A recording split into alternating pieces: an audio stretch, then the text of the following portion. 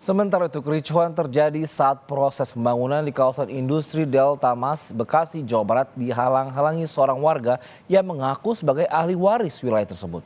Polisi sampai melepaskan tembakan peringatan untuk membubarkan kericuhan.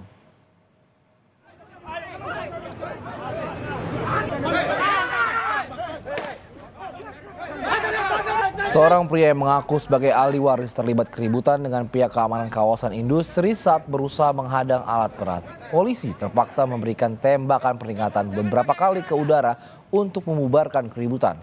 Pria tersebut kemudian diamankan Polres Metro Bekasi, di mana polisi menyebut kedua belah pihak diketahui saling melaporkan terkait penyerobotan lahan dan perbuatan tidak menyenangkan.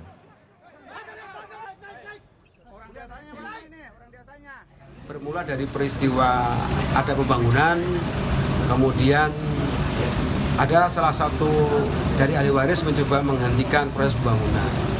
Tapi sudah kita amankan, sudah kita bawa ke kantor, prinsipnya kita menangani perkara karena mereka saling lapor, ada berkaitan dengan penyerobotan tanah dan perbuatan tidak menyenangkan.